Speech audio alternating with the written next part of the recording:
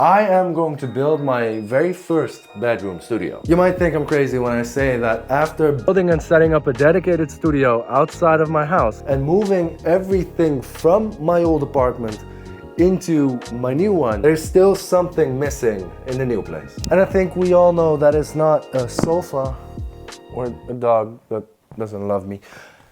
I'm missing a studio. Okay, so the first thing we need in a studio, besides some acoustic treatment, is a desk. So when FlexiSpot heard that I am going to set up a new home studio, they wanted to send me this desk. So let's unpack it. See, cardboard box in a cardboard box. Well, at least it's a box-in-box construction, which this studio is not going to be.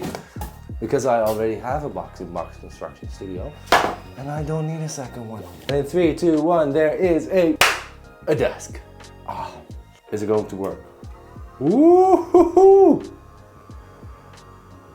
That's nice though. How high can we go? What? What? For context, that's how I'm going to be working here. I think the next thing a studio is going to need is a pair of monitors. So let's see what we've got. Thank you, IK Multimedia, for sending over these brand new. The day that this video goes online, these are actually being launched. So I've got a very first look at these.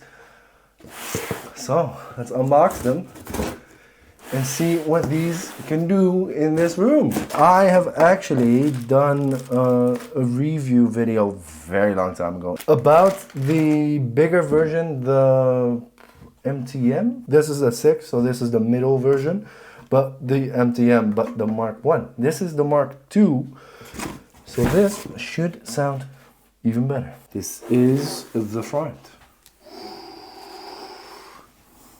Nice, wow, these are big. Could throw some parties in this house. Power the microphone in to calibrate them. The actual input, so that's a combo input. That's nice because you can use jack or XLR. Level, which is nice. It's center detented, so that means that you hear that really tiny click. USB cable for USB to connect them to your laptop. In and out for the control unit, so we'll get back to that later. Standby function, which is nice that you can switch that on and off over here. In a home studio situation, I really like that. Desk and flat. Well, we are putting them on a desk, so the desk filter might make them sound a little bit nicer, and then a low shelf, high shelf, and a low frequency extension, which is, yeah, is it going to be a high pass filter or is it going to be a shelf down below? I will look that up. Not too sure right now. I am Sennheiser. Yes, I hate my jokes too. Wow, that is gigantic. Could have gone with the 5s for here. Hey, the bigger the better, right? Because size does matter. So do you get a measurement mic with both of those speakers? So if I would get an Atmos set with these, I would get 12 measurement mics. Interesting. Yeah. We've got one more box. Yes, I remember these from the previous one. This is cool. Wow, it's like a metal casing. So this, for those that don't know, is the actual remote. So later on I can show you that there are certain profiles you can do. You can make them sound like NS10s or like a television or a car or whatever. And then you can flip between those. So you can make 4 profiles and you can make 4 switches. Kind of like with the Barefoot Footprint 03s that has the meme controller switch. Here they've got these 4 presets. Control in and then out goes to this speaker, I think. So we've got the other cable. And now it's nice that we are going to have this cable thing. I don't know what they are called. Troughs? Is that a trough? Cable trough. And then we are going in over there. And then I can control the whole world with just these 4 little knobs. And then another thing we need, of course, in any studio, definitely in this home studio, is some acoustic treatment. So I've got these session blocks by MK2's, which you might have seen in earlier videos. And I decided to put them here because they've got one special trick, which is that they are stackable. And I can put them in any configuration I want without having to drill holes in the wall, which, as you can see by all the nice new walls, is something I do not really want to get into if I don't have to drill holes in the walls. They are not available yet. I'm beta testing these, but let me know down below in the comments if you want any info on that, and then I'll see if they can let you know when it becomes available. Oh yeah, at the moment I only have 3, so it's going to be a bit weird stereo image wise, but I'll figure it out. This will definitely also be a place I will be wanting to make music at. So this little Arturia Minilab 3 keyboard is going to come in very, very handy. Yeah, I didn't have an interface yet because all of that stuff is in the studio. So tomorrow I need to get back into the studio, grab the interface and my laptop, bring it back here, and then we can fire up these monitors and see what features they have, but most importantly, how they actually sound. So I'll see you tomorrow. Okay, we're back from the studio. It's another day. I picked up the Volt interface to go between the Mac and the speakers and an XLR cable, because apparently you don't get an XLR cable for there because you're in a studio, you're supposed to have XLR cables. You do get the USB cable, so that's nice. So first thing I want to do is get some measurements out of the way and see how this room sounds. Okay, let's grab the measurement mic. Okay, point 1 is in my head. In my head. Stop.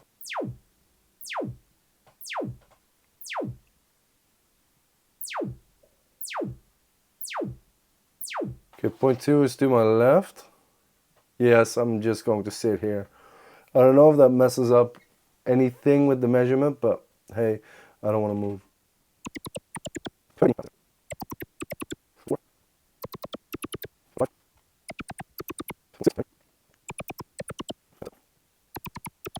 Okay, a couple of things that I noticed now is they did listen to me with my previous video where I said something I don't really like about the calibration setup is that you have to physically plug in the mic into one speaker and then do the 4 points on that one speaker, then plug the mic into the other speaker and then do the same 4 points and remember where exactly those 4 points are.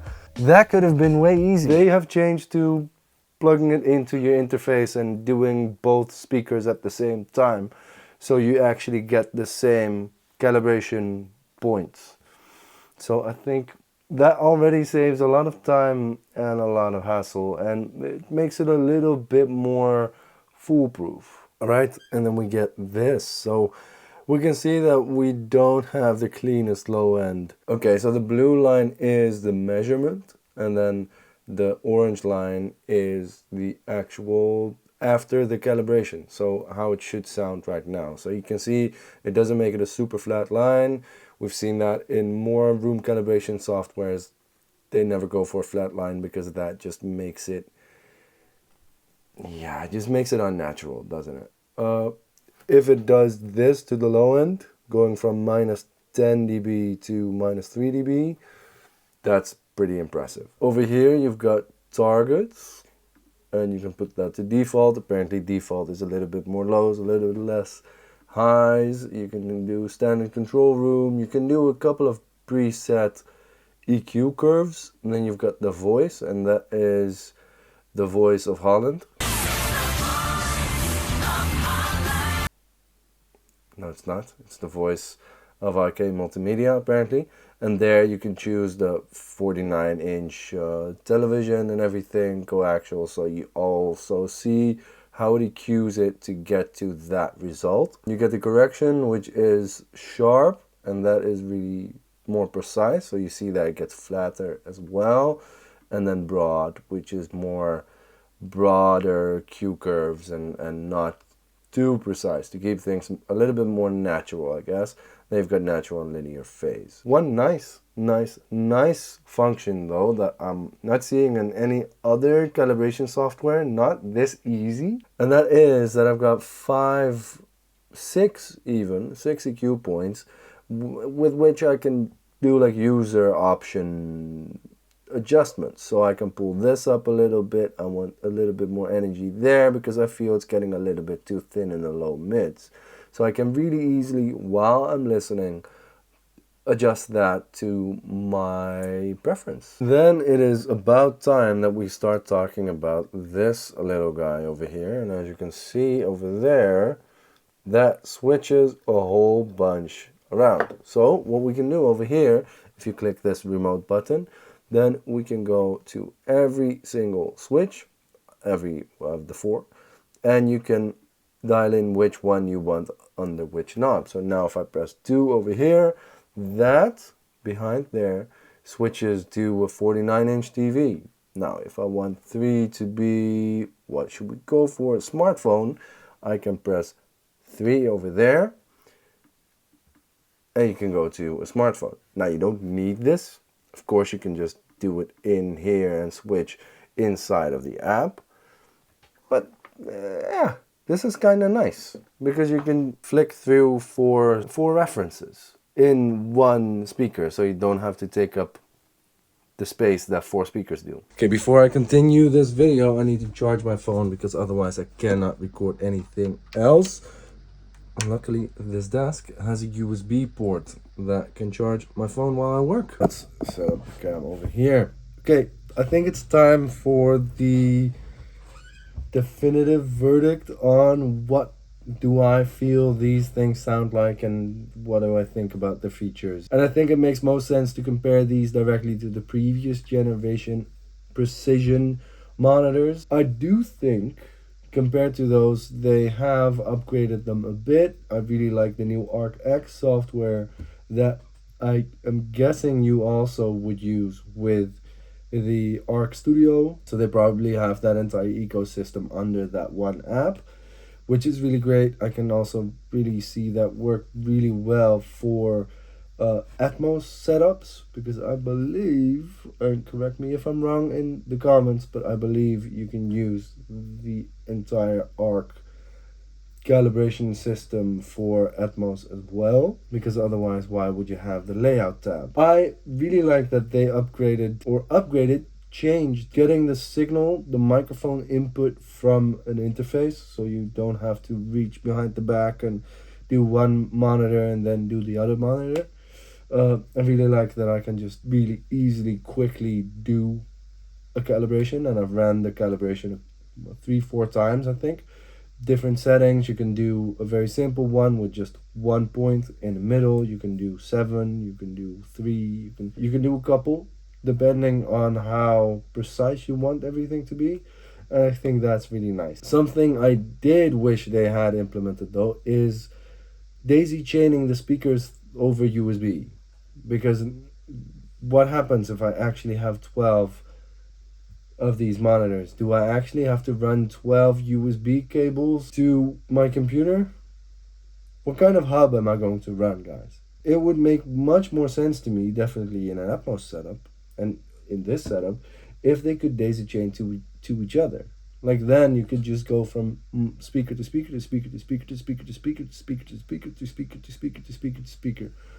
I think that's 12. And you could daisy chain and make that entire setup just function as a hub. I really like, oh Jesus, come on. I really don't like cables that are not, yeah, that's one thing. I really like this remote. I just don't like that I have to run even more cables between these monitors. Yeah, it is what it is. I can take them out and then just do that switching part on ArcX. Okay, and then last part, sound wise, they're a bit too big for this room, I think. So yeah, maybe in the studio is a second set of monitors Definitely with the voice switching that could work, so that might be something I will try as well. In an Atmos setup I could see these work because they're detailed, they're precise, and with the ArcX software you can do some stuff. Yeah, they've got plenty of power. They just output a little bit too much low end into this particular room, which makes the low end a little too uncontrolled for my taste, which is why I would like to go for a smaller speaker that outputs less low end energy, so I don't activate this room as much, because I am not going to do any bass trapping here. Maybe I'll put them underneath the TV in the living room so I can actually have some power, and then set them to 49-inch TV so I can actually get improved sound from my 49-inch TV.